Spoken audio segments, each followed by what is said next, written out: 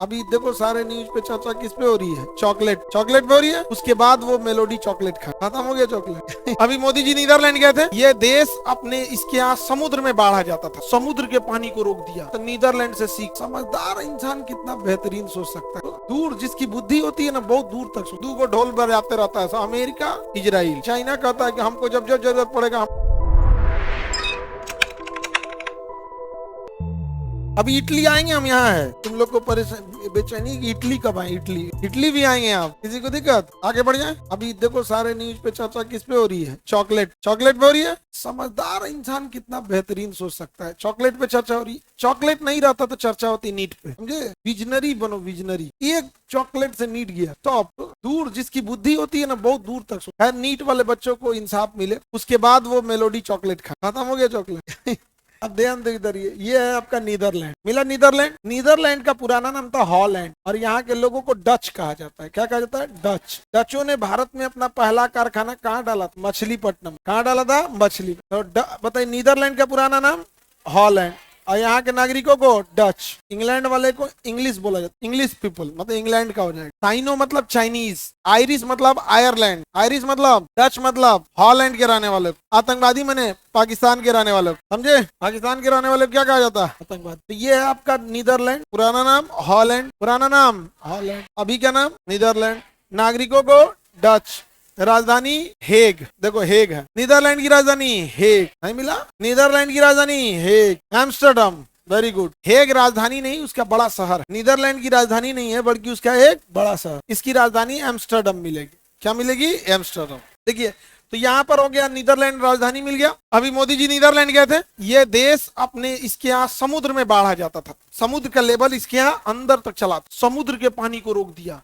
किसने? समुद्र के पानी को किसने रोक दिया? नीदरलैंड। और इसका जो शहर एम्स्टर्डम के बगल में एक और होगा, स्टार्टरडम। मिला? रोटरडम मिला? रोटरडम बंदरगाह यूरोप का सबसे व्यस्त बंदरगाह। रोटरडम बंदरगाह यूरोप का सबसे व्यस्त बंदरगाह। रोटरडम बंदरगाह यूरोप का सबसे व्यस्त बंदरगाह। यूरोप का कैसा बंदरगाह है? सबसे व्यस्त बंदरगाह। मिल गया? यूरोप का सबसे व्यस्त बंदरगाह रोटरडम। कौन बंदरगाह? रोटरडम। हेग यहाँ पर है शहर, वहां पर इंटरनेशनल कोर्ट ऑफ जस्टिस है।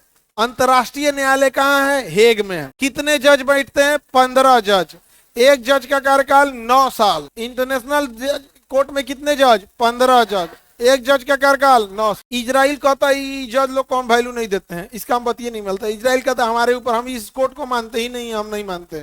चाइना कहता है हम इस कोर्ट को नहीं मानते। ये न्यायालय जो है ना, ढोल है। ये इंटरनेशनल कोर्ट क्या है? ढोलक है, 2 को ढोल बजाते रहता है। America, Israel, America, Israel.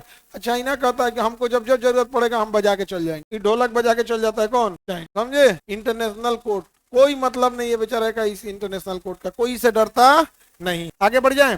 इसमें हमारे एक भारतीय जज हैं, दलबीर भंडारी। हमारे भारतीय जज हैं दलबीर भंडारी, दलबीर भंडारी। आगे बढ़े। जिन अधिकारियों से बाढ़ कंट्रोल नहीं हो रहा है, जिन अधिकारियों से बाढ़ कंट्रोल नहीं हो रहा है, अब हम क्या बोले? आ जाएंगे सब। उन लोग को नीदरलैंड भेजना चाहिए। बाढ़ कंट्रोल नहीं हो रहा है तो नीदरलैंड से सीख, और साड़ी पहना के भेजना चाहिए। समझ में आ गया? बाढ़ कंट्रोल नहीं हो रहा है। बिहार और असम में बाढ़ नदी द्वारा आता है, इनसे कंट्रोल नहीं हो रहा है। भाई हम तुमको गारंटी लेते हैं 2.5% जीडीपी का, और 2.5 से 3 साल। 2.5% जीडीपी का दे दो, 3 साल का समय दे दो। जहां बाढ़ आता था बरसात के दिन में, वहां पानी तक नहीं आएगा, लोग मैच खेलेंगे जिस एरिया में बाढ़ आता। केवल 2.5% जीडीपी का। और आपको पता है बिहार सरकार ने शिक्षा पर जीडीपी का 22% खर्चा कर दिया। 21%। शिक्षा पे कितना खर्च किया?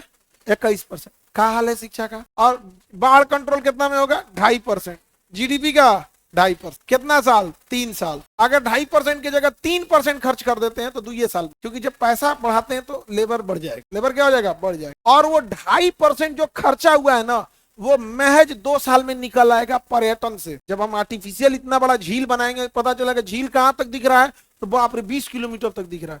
पर्यटन होगा, एनी टाइम पानी रहेगा, उसमें नाव चलेगी, मरीन ड्राइव बन जाएगा, होटल बन जाएगा। बीचवा में होटल बना दो, बढ़िया चौकोर होटल बना दो, जितना अमीर आदमी है जाके उन्हें बिया करेगा। हाँ जी, राजस्थान में उदयपुर में ऐसा ही एगो होटल है, पोखरा है, बीचवा में एगो होटल है, वही में बिया करते हैं। देखना ना, सबको एक एक स्क्रिप्ट थमा देता है। हीरोइनिया को एगो रसरी देगा, इसे खींचेगी, हो गया। दूल्हा को इसे बिना रसरिये से खींचती है और दुलावा आता है। नहीं समझ में आ गया? हो गया।